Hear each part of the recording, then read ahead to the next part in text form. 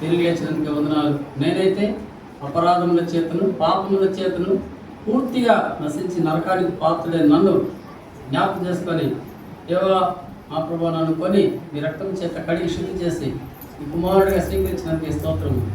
ప్రభా మీరు లేచటం వలన నన్ను కూడా నీతిమంతునిగా ప్రభా సంఘములో సహవాసములో తీర్చిదిద్దినందుకే వందనాలు. దయగల మనిషికి నీ మేలు చేసిన నా తండ్రికి ఏమిచ్చినా రుణం తీర్చుకోలేక కొద్దిపాటి స్తుతి ఆరాధన మీకే సమర్పించుకుంటున్నాను తండ్రి.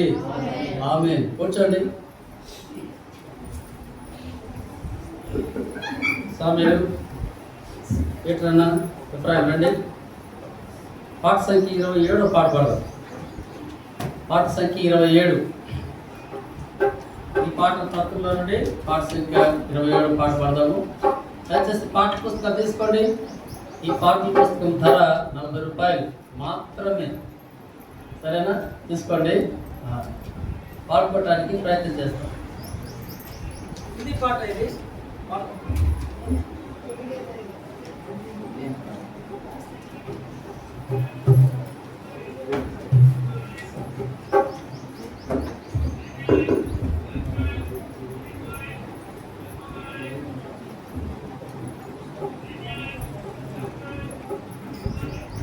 देखो देखो कोई आ रहा है, कैसे महिमा से आ रहा है, आके अपने उठा कर तो देखो, कैसे शान से माँ से आ रहा है, आके अपने उठा कर तो देखो, कैसे शान से माँ से आ रहा है।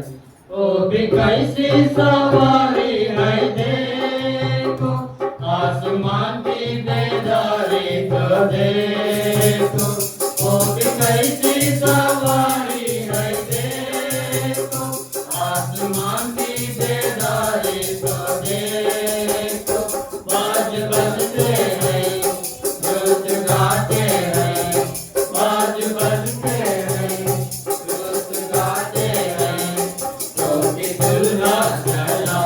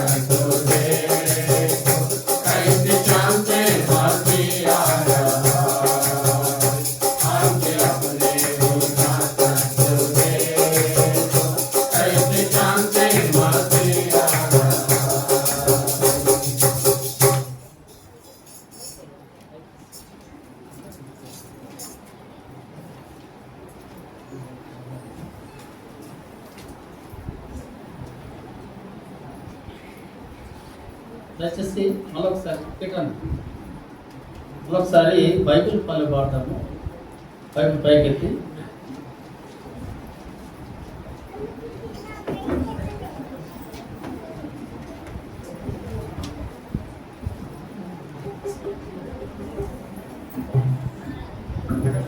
సంఖ్య 45 పాట,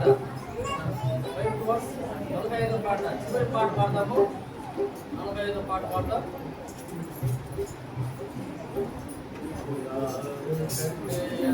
శ్రేష్టమైనది పరిశుద్ధమైన బైబిల్ గ్రంథము, బంగారు కంటే ఎంతో శ్రేష్టమైనది పరిశుద్ధమైన బైబిల్ గ్రంథము. గ్రంథాలలో అది రాజ గ్రంథము, వేదాలలో అది సత్య వేదము. గ్రంథాలలో అది రాజ గ్రంథము, వేదాలలో అది సత్య వేదము. నిజమైన మార్గము చూపు దీపము, నిజమైన మార్గము చూపు దీపము. హల్లెలూయా హల్లెలూయా హల్లెలూయా హల్లెలూయా హల్లెలూయా హల్లెలూయా హల్లెలూయా. బంగారం కంటే ఎంతో శ్రేష్టమైనది పరిశుద్ధమైన బైబిల్ గ్రంథము, బంగారం కంటే ఎంతో శ్రేష్టమైనది పరిశుద్ధమైన బైబిల్ గ్రంథము. నీ పాప జీవితమును మార్చివేయును, ఏ పాపం చేయకుండా కాపాడును. నీ పాప జీవితమును మార్చివేయును, ఏ పాపం చేయకుండా కాపాడును. నీ మార్గములను వెలిగించెను, నీ మార్గములను వెలిగించెను. హల్లెలూయా హల్లెలూయా హల్లెలూయా హల్లెలూయా హల్లెలూయా హల్లెలూయా హల్లెలూయా హల్లెలూయా. బంగారం కంటే ఎంతో శ్రేష్టమైనది పరిశుద్ధమైన బైబిల్ గ్రంథము, బంగారం కంటే ఎంతో శ్రేష్టమైనది పరిశుద్ధమైన బైబిల్ గ్రంథము.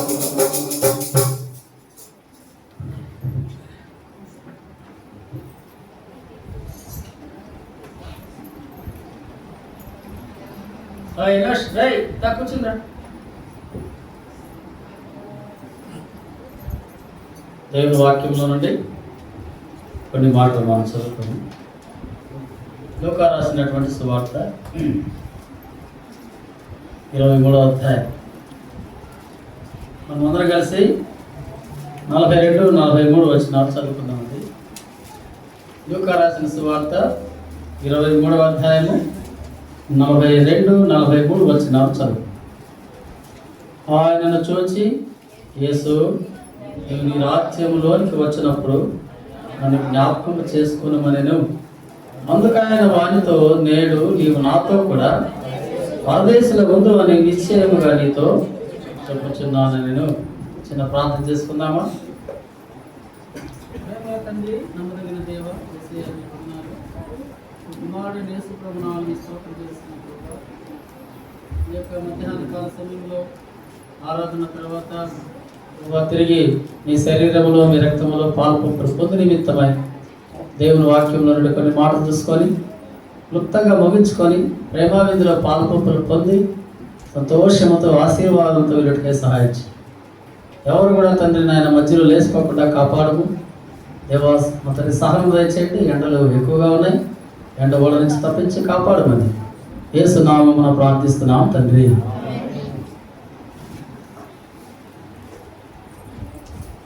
యేసు ప్రభు వారు కలువరి శిలువలో మరి మాట్లాడినటువంటి రెండవ సందర్భం, రెండవ మాట.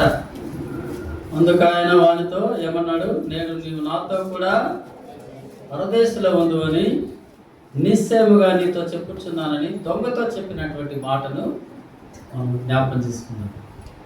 దొంగ యేసు ప్రభు ఎవరిని గుర్తించినాడు? 41 వచ్చిన అందరూ చదువుకుందామా?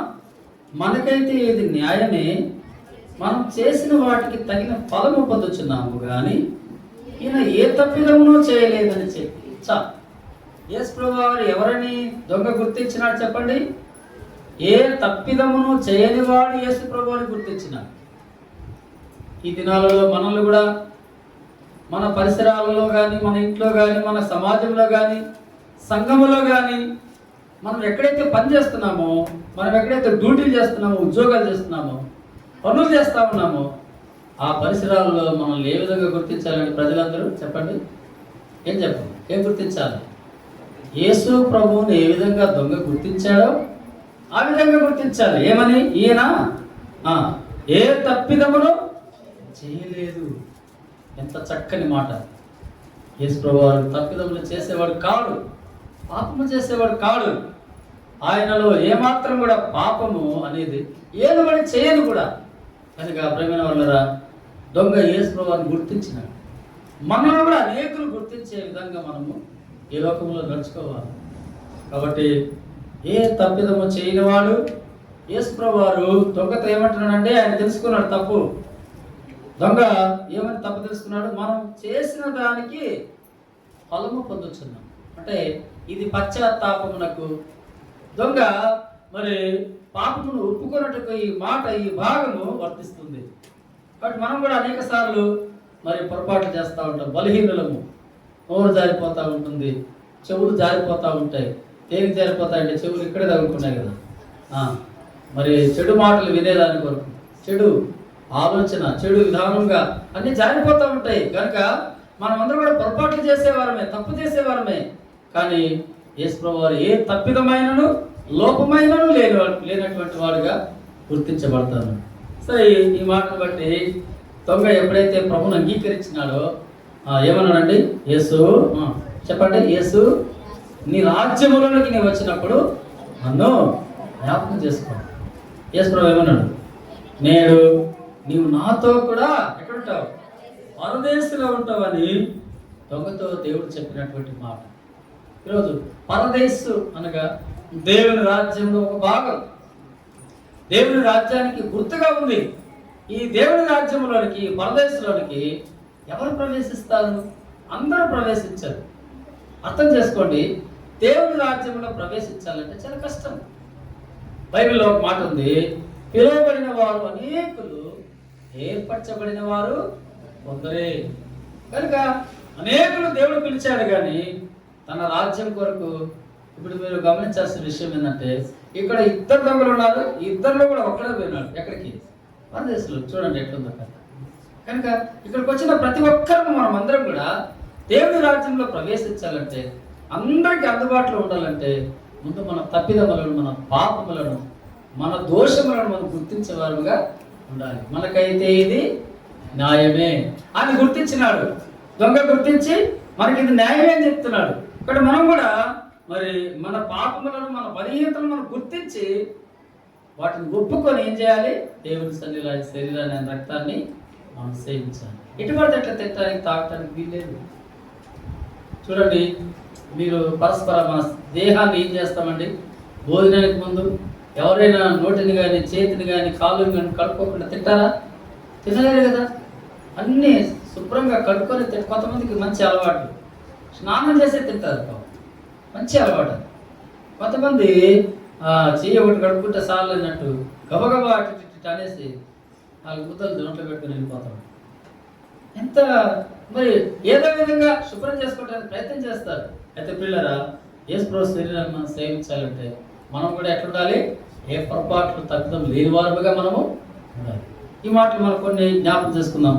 నేను నీవు నాతో కూడా పరదేశంలో ఉంది. దేవుని రాజ్యంలోనికి ఎలాంటి వారు ప్రవేశిస్తారు? మనము దేవుని వాక్యంలో కొన్ని మాటలు మనం చూస్తాం. దానికంటే ముందుగా ఆ స్థలం ఎలాంటిది, ప్రభువు ఉన్నటువంటి స్థలము ఎలాంటిది, ఆయన రాజ్యం ఎలాంటిది, కొన్ని విషయాలు మాత్రమే క్లుప్తంగా నేను మీకు రెఫరెన్స్లతో సహా చెప్తాను. మొట్టమొదటిగా మరి పరదేశం అనగా ప్రభు ఉండే స్థలముగా మనం గుర్తించాలి. ఆ రాజ్యంలో ఎవరు చేరుతారంటే, చూడండి దయచేసి దేవుని వాక్యంలో నుండి ప్రకటన గ్రంథం అందరు తీసుకోవాలి. 14:13 వచనం, ప్రకటన 14:13 వచనము మనం చదువుకుంటామండి. 14:13 వచనం చదవండి.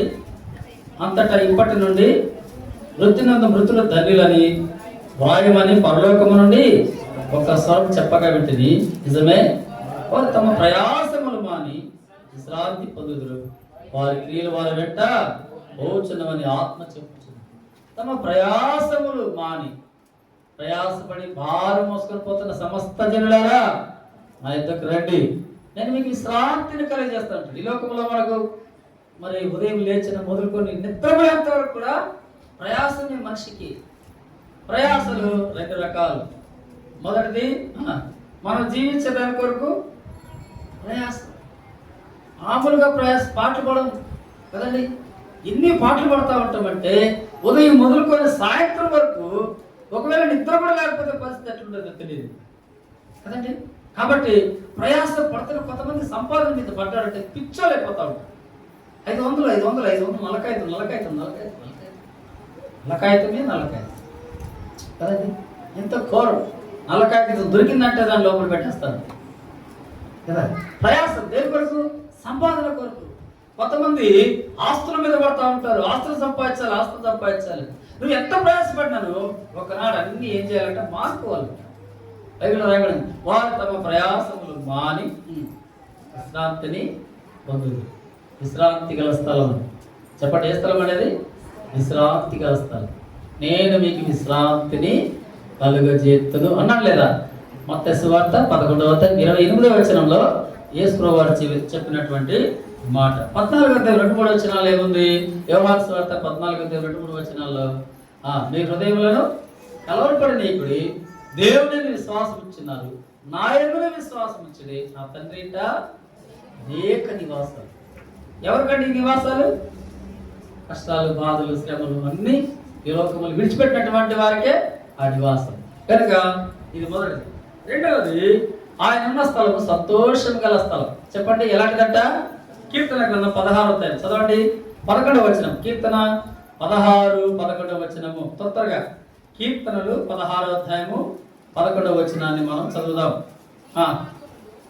జీవ మార్గములో నాకు తెలియజేస్తున్నావు, నీ సన్నిధిని సంపూర్ణ సంతోషము కలదు. నీ సన్నిధిని సంపూర్ణ దేవుని సన్నిధిలో, దేవుని రాజ్యములో ప్రేమ వల్ల సంపూర్ణ సంతోషం, ఎప్పుడు ఆనందమే. ఎక్కడ? ఈ లోకంలో చూడండి, మానవునికి 2 పెట్టాడు. ఒకటి లోక యాత్రలోనే సాగుచుండగా ఒకసారి నవ్వు, ఒకసారి ఏడుపు. నీకు 2 పెట్టాడు. అక్కడ ఏడుపు లేదు, అక్కడ కేవలము ఒక్కటే ఉంది. అదేంటి చెప్పండి? సంతోషము. ఎప్పుడు సంతోషిస్తూ ఉంటాం. ఏడుపు అనేది ఉండనే ఉండదంటే అక్కడ. ఏడుపు ఎక్కడ ఉంటుందంటే నరకములో, పాతాళంలో, గుండములో ఉంటుంది. చూడండి, ఆ ఏడుపు గల స్థలం ఒకసారి గుర్తు చేస్తాం. మత్తయి రాసిన సువార్త 11:22 వచనాన్ని మనం చదువుకుందాం. మత్తయి రాసిన సువార్త 11 అందరూ తీసుకోండి. క్షమించండి, 22 వచనం. 22:11 వచనం. మత్తయి రాసిన సువార్త 22, 11, 12, 13 చదవండి దయచేసి. అక్కడ ఏమేమి ఉంటుందో చూద్దాం. రాజు కూర్చున్న వారిని చూడ లోపలికి వచ్చి అక్కడ పెళ్లి వస్త్రం లేక పెళ్లి వస్త్రం ధరించుకోనని ఒకరిని చూచి, స్నేహితుడా, పెళ్లి వస్త్రం లేక ఇక్కడికి ఎలాగ వచ్చిందని అడుగగా వాడు మౌని ఉండను. అంతటా రాజు కాళ్ళు చేతులు కట్టి వెలుపటి చీకట్లో తులసివేయడి, అక్కడ ఏడుపును పండ్లు కొరుకుటయి ఉండునని ఆ పరిచారకులు తెచ్చి. అక్కడ ఏడుపు ఎప్పుడు ఏడుపుంటది. ఎక్కడ నాన్న? ఎక్కడ రమేష్? ఎక్కడ? పాతాళంలో, నరకములో ఎప్పుడు ఏడుపుంటది. యుగములు ఏడిపే, దివారాత్రులు ఏడిపే, ఎల్లప్పుడు ఏడుస్తూనే ఉండాలి. అయితే పరలోక రాజ్యంలో ఏముంటుందంట? నీ సన్నిధిని సంపూర్ణ సంతోషము కలదు. ఎప్పుడు ఆనందం, దేవుని పిల్లలకు ఆనందం, సంతోషం. కనుక పిల్లరా, ఆయన రాజ్యంలో ఉండేది సంతోషము, ఆయన రాజ్యంలో ఉండేది విశ్రాంతి. మూడవదిగా చూడండి, దేవుని రాజ్యంలో ఏముంటుంది? అది వెలుగుండే స్థలము. ప్రకటన గ్రంథము 21వ అధ్యాయం 23వ వచనము, వెలుగు గల స్థలము. దేవుని వాక్యంలో చూద్దాం. 21వ అధ్యాయము ప్రకటన గ్రంథము దయచేసి 22, 23 చదవండి. ఆ పట్టణములో, లేకపోతే 22వ వచనం, దానిలో ఏ దేవాలయమును నాకు కనబడలేదు. సర్వాధికారి అయిన దేవుడగు ప్రభువును గొర్రెపిల్లి దానికి దేవాలయమైనారు. ఆ పట్టణంలో ప్రకాశించుటకై సూర్యుడైనను చంద్రుడైనను దానికి అక్కర్లేదు. దేవుని మహిమయే దానిలో ప్రకాశించినది. ఆ గొర్రెపిల్లే దానికి దీపము. చూసారా, అక్కడ వెలుగు ఉంటుంది, వెలుగు గల స్థలం. పిల్లల, దేవుని రాజ్యంలో దేవుడే దానికి ఒక దీపం, గొర్రెపిల్లే దానికి ఒక దీపం. ఎల్లప్పుడూ అది వెలుగుతూనే ఉంటుంది. ఈ లోకంలో నీవు నేను మనమందరం కూడా ఒక దీపం వంటి వారము, ఒక వెలుగు వంటి వారము. యేసుప్రభు చెప్పాడు, మీరు లోకానికి ఏమైనారు? గట్టి చెప్పాలా? సిస్టర్ చెప్పండి. మీకే, మీరు కాదన్నా మేమన్నా, ఇంటికి ఇల్లాలే కదా దీపం అంటారా? ఇంటికి ఇల్లాల దీపం అనేది కాదండి. మనం ఈ లోకంలో అనేకులకు దీపమై ఉండాలి, వెలుగై ఉండాలి. అక్కడ పరలోక రాజ్యంలో కూడా యేసుప్రభు దానికి దీపమై ఉన్నాడు, వెలుగై ఉన్నాడు. కనుక వెలుగుండే స్థలము. చెప్పండి, యేసుప్రభు రాజ్యం ఎలాంటిది? ఎలాంటిది? వెలుగు గల స్థలం. పరలోక రాజ్యంలో ఎప్పుడు వెలుగు ఉంటుంది. దేవుడు దానికి ఒక దీపమై ఉన్నాడు. ఆ రాజ్యంలోనికి ఈ దొంగను ఏమంటున్నాడు? నేడే నువ్వు నాతో కూడా ఎక్కడికి వస్తావు?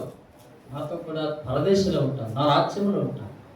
నీ తప్పును ఒప్పుకున్నావు, నీ పాపాలు ఒప్పుకున్నావు, నీకు ఆత్మశాంతి, విశ్రాంతి దొరుకుతుంది. నీ కష్టాలన్నీ మానుకుంటావు. నీకు దీపం ఆకలైన దాహమైన ఉండదు అక్కడ. చూడండి, ఇంకొక మాట మనం చదువుకుందాం. ఆ రాజ్యంలో ఇంకా ఏముండదంట? చూడండి దయచేసి, అది ఏముంటుందంట? జీవవృక్షం ఉండే స్థలం అంట అది. ఆ ప్రకటన గ్రంథము 2వ అధ్యాయం అందరు తీసుకోండి. 2వ అధ్యాయం ప్రకటన గ్రంథము 7వ వచనం చదవండి. 7వ వచనం 2:7. ప్రకటన 2వ అధ్యాయం 7వ వచనం, చెవిగలవాడు ఆత్మ సంగమంతో చెప్తున్న మాట వినడుగాక, జయించువానికి దేవుని పరదేశంలో ఉన్న జీవవృక్ష ఫలములు భుజింపనెత్తును. జయించువానికి ఏం జయించాలా? లోకాన్ని జయించాలా, పాప ఇచ్చలను, పాపపు కోరికలను జయించాలి, కామ క్రోధ లోప మదమత్సరాన్ని జయించాలా, అంతేగా శరీరాన్ని జయించాలా, అబద్ధాలను జయించాలా, మోసపు మాటలను జయించాలా. మరి కొంతమంది అయితే విపరీతంగా అప్పులు ఇచ్చి వడ్డీలు రక్తం తాగినట్లు తాగుతూ ఉన్నారు. ఎంత ఘోరం అంటే, మీకు దేవుని వాక్యం నుండి ఒక మాట చెప్పి నేను ముగిస్తాను. చూడండి, ఆ మాట మాత్రమే. కీర్తన గ్రంథంలో ఒక మాట రాయబడింది, 15వ అధ్యాయం. కీర్తన గ్రంథం తీసుకోండి, 15వ అధ్యాయం. కీర్తన గ్రంథము 15వ అధ్యాయం. దయచేసి 5వ వచనాన్ని గట్టిగా చదవండి. 5వ వచనము, 5వ వచనం. తన ద్రవ్యము వడ్డీకియడు, నిరపరాధులను చెరుపుటకై లంచం పుచ్చుకొనడు. ఈ ప్రకారం చేయవాడు ఎన్నడను.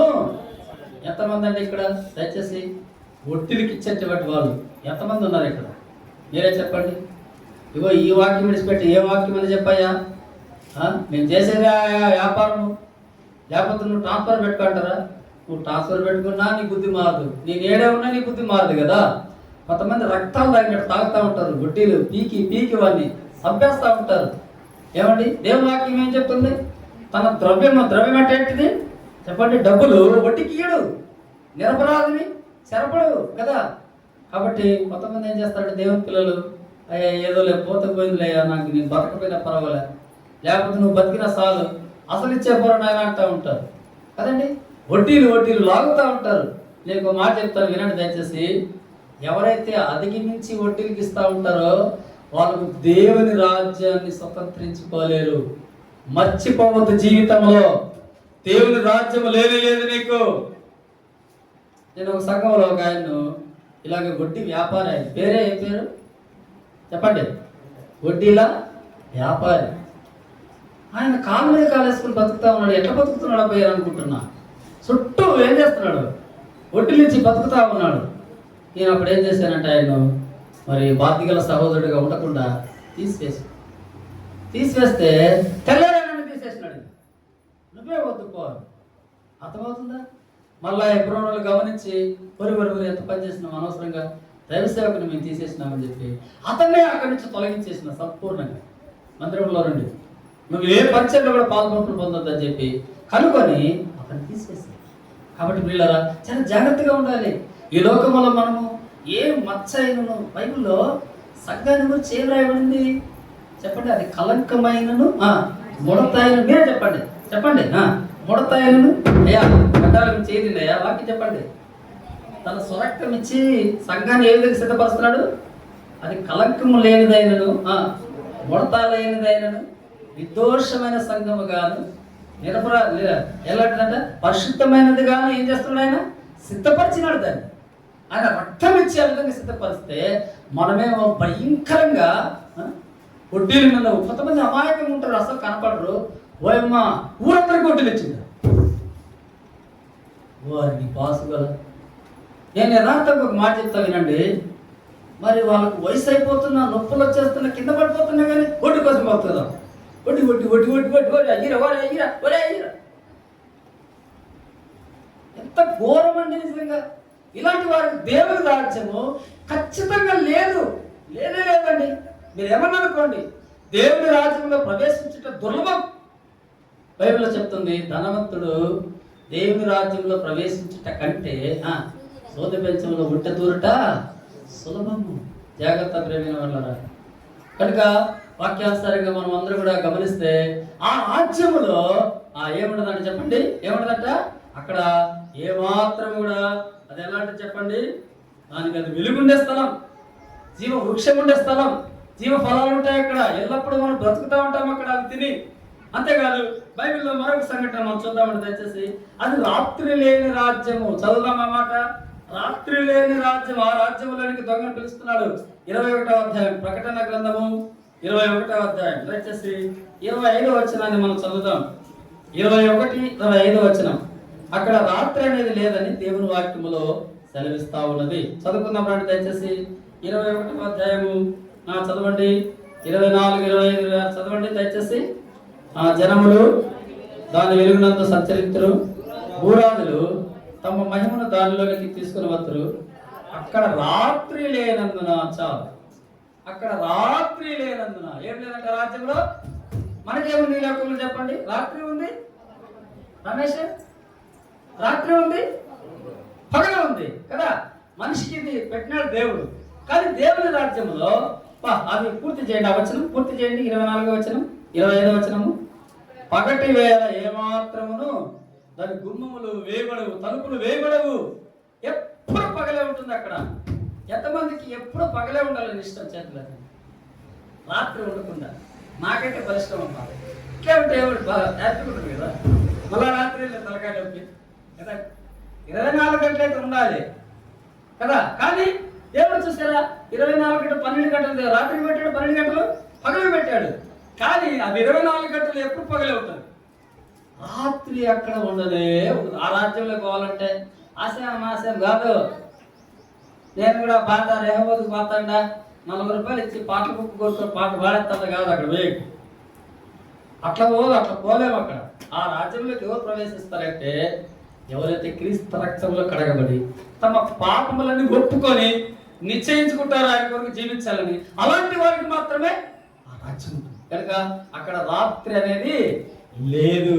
తర్వాత అక్కడికి ఏం లేదంటే ఒకసారి ఒక వచనాన్ని మనం గమనిస్తాం చూడండి రండి. ఇదే 19వ అధ్యాయం, 19వ అధ్యాయము దయచేసి ఒక మాట చదువుకుందాం. ప్రకటన గ్రంథము 19వ అధ్యాయం చూడండి. అక్కడ దేవుని వాక్యంలో ఏం సెలవిస్తుందంటే 5వ వచనం చదవండి. 5వ వచనం 5, 6, 7 వచనాలు చదవండి దయచేసి. 19వ అధ్యాయం ప్రకటన గ్రంథం. మరియు మన దేవుని దాసులారా, ఆయనకు భయపడేవారులారా, కొద్దివారేమి గొప్పవారేమి మీరందరూ ఆయన స్తుతించుడని చెప్పుచున్న ఒక స్వర్ణ సింహాసనం వద్ద నుండి వచ్చేది. అక్కడ ఆరాధన ఉంటుంది ఎప్పుడు.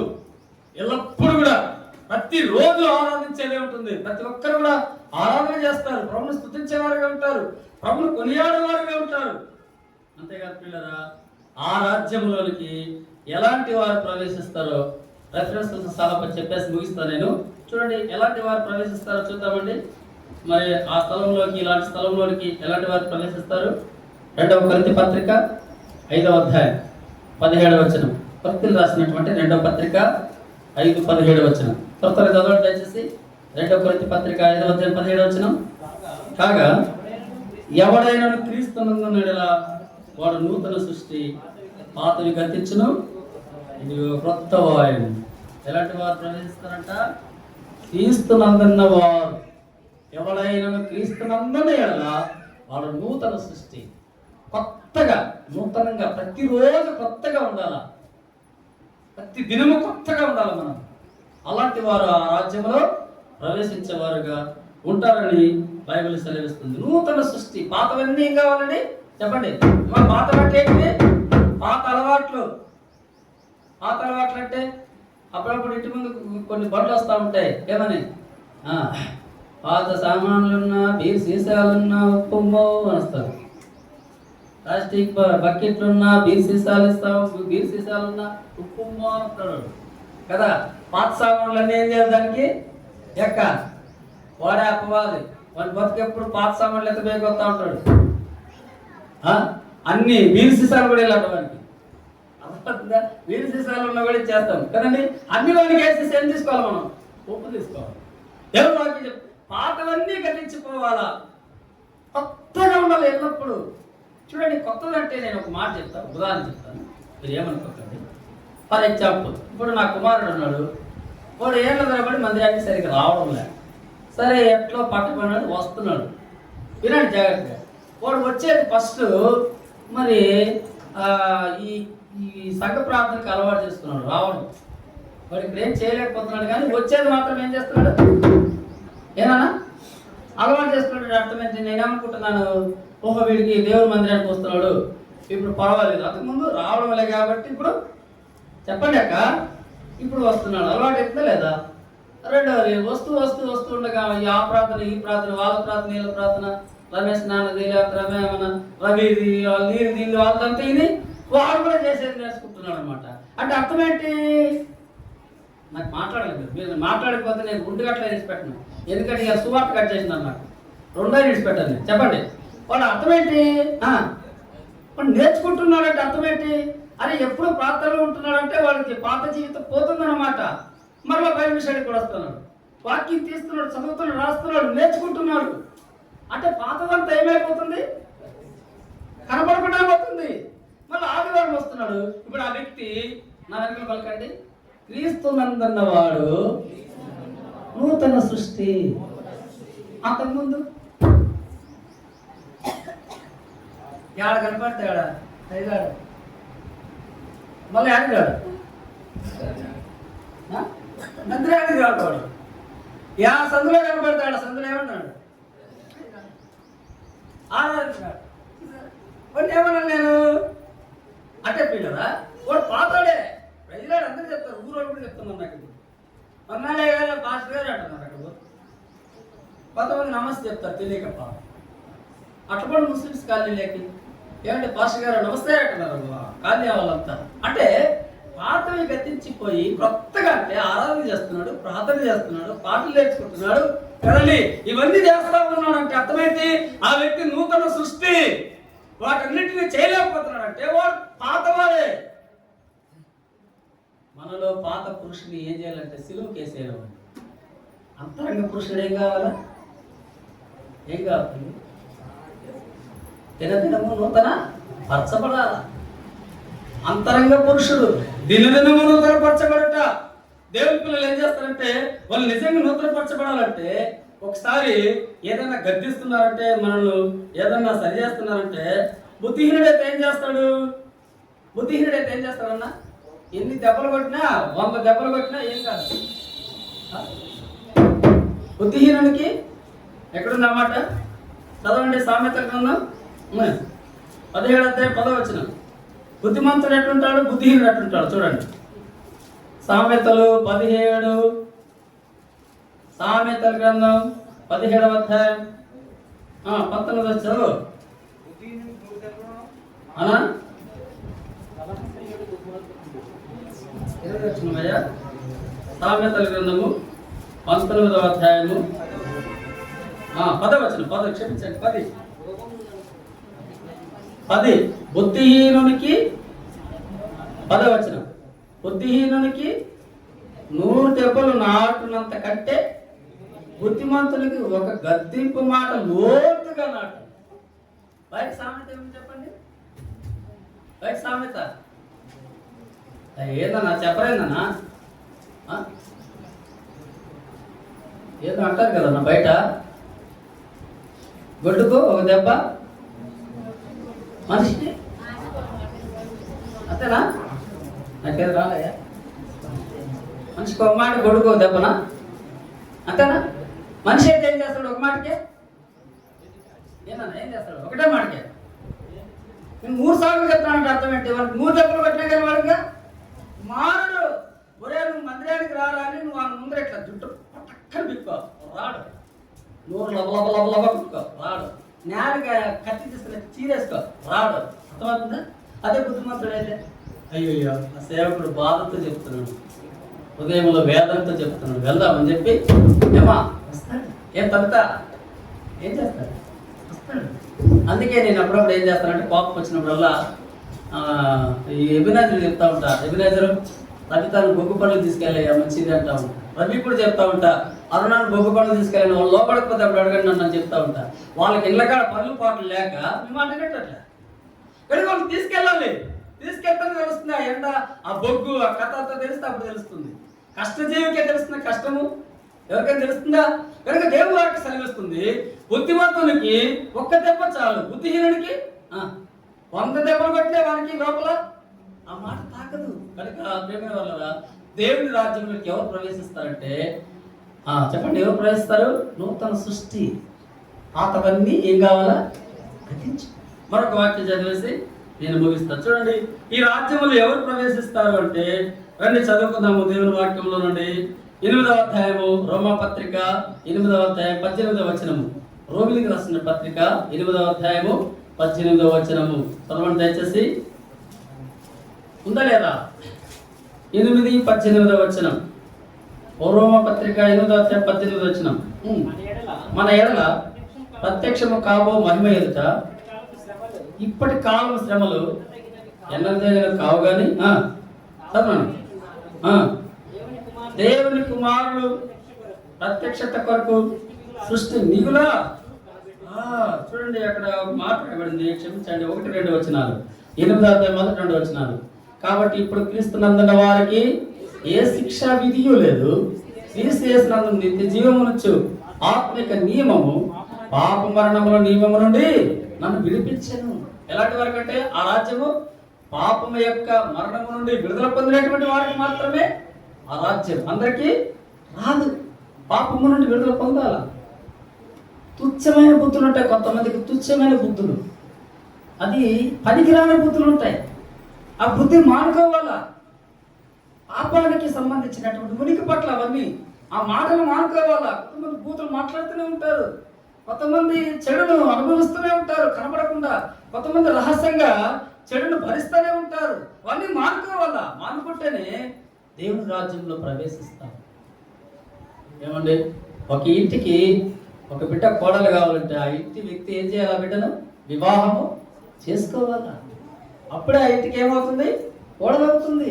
కనుక ప్రేమ వల్ల మన జీవితంలో ఇవన్నీ కూడా మనం మానుకున్నప్పుడే పాపం పైన విధుల విమోచన వస్తేనే ఆ రాజ్యంలో మనం చేరుతాం. అంతవరకు ఆ రాజ్యంలో చేరటానికి వీలు లేదు. కనుక పాపము యొక్క పాపం అనే నియమము నుండి విడిపించబడినటువంటి వారు మాత్రమే ఆ రాజ్యంలో చేరగలుగుతారు, కానీ అందరూ చేరలేరని దేవుని వాక్యం సెలవిస్తుంది. మరొక వాక్యం చదువుకొని 21వ అధ్యాయం 27వ వచనం, ప్రకటన గ్రంథము 21-27వ వచనం, ప్రకటన 21వ అధ్యాయం 27వ వచనం చదువుకుందామండి. మాట, గొర్రె పిల్లయు జీవ గ్రంథం రాయబడిన వారే దానిలో ప్రవేశింపుతురు. చాలు, గొర్రె పిల్లయు జీవ గ్రంథమందు రాయబడినటువంటి వారు మాత్రమే ఆ రాజ్యంలో ప్రవేశిస్తారు. దేవుని యొక్క దేవుని చేతిలో ఒక గ్రంథం ఉంది. ఆ గ్రంథంలో ఎవరి పేరైతే రాయబడుతుందో చెప్పండి, వారు మాత్రమే ఆ రాజ్యంలో ప్రవేశిస్తారు. మీ పేర్లు ఉన్నాయా? నా పేరుందా? మన పేరుందా? ఏమా మన పేరుందా? ఎవరి పేరుంది ఇక్కడ? ఎవరి పేరైనా జీవ గ్రంథం ముందు రాయబడినట్టు కనబడని ఎడల వాడు ఎక్కడంట? వాడు అగ్నిగుండంలో పడవేయబడిన బైబిల్లో రాయబడింది. జీవ గ్రంథం ముందు రాయబడిన ఎడల దేవుని రాజ్యంలో ఒక గ్రంథం ఉంది. ఆ గ్రంథంలో మన పేరు రాయబడాలి. అప్పుడే ఆయన రాజ్యంలో మనం ప్రవేశిస్తాము. అంతవరకు ఆయన రాజ్యంలో ప్రవేశించలేము.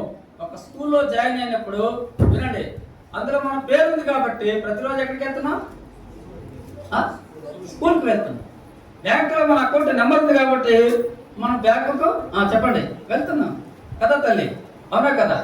తర్వాత డాక్టర్ గ్రూప్ లో మన పేరు ఉంది కాబట్టి అక్కడికి వెళ్తున్నాం. పొదుపు గ్రూప్ లో మన పేరు ఉంది కాబట్టి అక్కడికి పోతున్నాం. ఏ పేరు లేకపోతే యాడికి పోతా చెప్పండి? యాడికి పోలేము కదండి. కనుక మన పేరు దేవుని రాజ్యంలో ఉన్న ఒక గ్రంథంలో ఉండాలి. ఆ పేరు అప్పుడే మనము ఆ రాజ్యంలో ప్రవేశిస్తాము. ప్రభువా, నీ జీవ గ్రంథంలో నా పేరు రాసుకో. ఈ లోకములో ఈ శ్రమలు, ఈ కష్టాలు, ఈ బాధలు నన్ను వేధిస్తున్నాయి. ఏదో రోజు నేను విడిచిపెట్టాలి, అయితే సహించుకుంటాను. నీ కొరకు ఓర్చుకుంటా ఉన్నా, నీ కొరకు నేను భరిస్తా ఉన్నా, నీ కొరకు నేను జీవిస్తా. ఈ రోజు నుంచి నేను పాపం జోలికి వెళ్ళను. ఈ రోజు నుంచి నేను నూతన సృష్టిగా ఉంటాను. ఈ రోజు నుంచి నేను ఇదిగో నీ రాత్రంలో ప్రవేశించాలంటే ఇదిగో ఇవన్నీ మానుకుంటానని చెప్పి దేవుని సన్నిధిలో మనం గొప్ప తీర్మానము చేసుకోవాలి. అప్పుడే ప్రభు మన పేరును జీవ గ్రంథంలో రాసుకుంటాడు. ఆయన రాజ్యములు మనల్ని చేర్చుకుంటాడు. ప్రార్థన చేసుకుందామా? మోకరించండి. ఈరోజు అందరి కోసం ప్రార్థన చేయలేము, కేవలం క్లుప్తంగానే ప్రార్థన చేయబడుతుంది. ఆ తర్వాత ప్రేమలో మనం పాల్పోసలు పొందాలి, త్వరగా వెళ్ళాలి కాబట్టి క్లుప్తంగా ప్రార్థన చేస్తాం. అందరి కోసం చేయలేము. పేరు వరుసన జ్ఞాపకం పెట్టుకోండి. మళ్ళీ మా పేరు ప్రార్థన చేయలేదు నా మీద రాకండి, ముందే చెప్తున్నా. మోకరించండి, ప్రార్థనలో ఉండండి.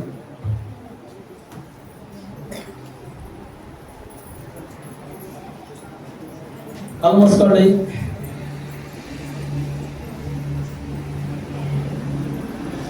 దేవుని సన్నిధిలో మనం ఉన్నాం.